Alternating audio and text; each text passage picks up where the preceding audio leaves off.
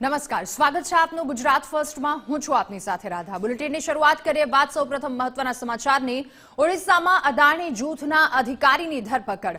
અંબુજા સિમેન્ટના વરિષ્ઠ અધિકારી લાંચમાં સપડાયા। ઓડિશાના એક આઈએએસ અધિકારીને મીઠાઈના ડબ્બામાં લાંચ આપી હતી। રામભવગઢ છત્તીસગઢમાં અંબુજા સિમેન્ટમાં મહત્વના પદે છે તો જિલ્લા કલેક્ટર આદિત્ય ગોયલને લાંચ આપવાનો તેમના પર આરોપ લાગ્યો છે। લાંચ આપવાના આરોપસર તેમની ધરપકડ કરવામાં આવી। ઓડિશામાં અદાણી જૂથના અધિકારીની ધરપકડ। અંબુજા સિમેન્ટના વરિષ્ઠ અધિકારી લાંચમાં સપડાયા। ઓડિશાના એક આઈએએસ અધિકારીને મીઠાના ડબ્બામાં તેમના દ્વારા લાંચ આપવામાં આવી હતી।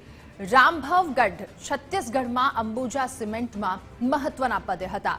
જિલ્લા કલેક્ટર આદિત્ય ગોયલે 5 લાંચ આપવાનો તેમના પર આરોપ છે। જિલ્લા કલેક્ટર તો ઓડિશામાં ઘટના ઘટી જ્યાં અદાણી જૂથના અધિકારીની ધરપકડ કરવામાં આવી છે।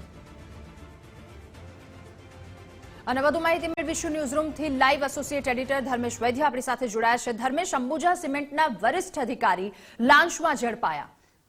રાધા, કહી શકાય કે અદાણી જૂથનું જે અંબુજા સિમેન્ટ છે એના છત્તીસગઢના જે અધિકારી છે રામભાવ ગટ્ટ એ ઓરિસ્સાના એક કલેક્ટરને જ્યારે મળવા જાય છે ત્યારે પુષ્પહાર અને મીઠાઈના પેકેટ લઈને જાય છે।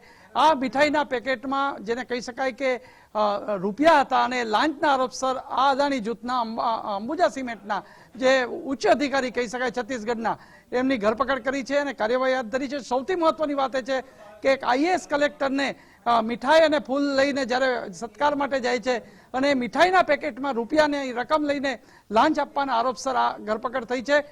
સૌથી વધુ જે કહી શકાય વહીવટીતંત્ર જે ઓડિશાનું છે એમાં ફફડાટ પ્રસરી ગયો છે કે અદાણી જૂથના જે કહી શકાય કે છત્તીસગઢના એક ઉચ્ચ અધિકારી જે અંબુજા સિમેન્ટના છે, બાંધકામ વિભાગના હેડ છે અને તેઓ ઓરિસ્સાના એક આઈએએસ કલેક્ટરને જ્યારે એ મળવા જાય છે ત્યારે આ લાંચ આપવાના આરોપસર એમની ધરપકડ થતા ભારે ચકચાર પ્રસરી છે। અને સૌથી મહત્વની વાત છે કે મીઠાઈના બોક્સમાં એમણે આ પૈસા રાખ્યા હતા અને એ જ આરોપસર એમની ધરપકડ કરવામાં આવી છે। જી રાધા। આભાર ધર્મેશ આપનો તમામ વિગતો સાથે જોડાવા બદલ।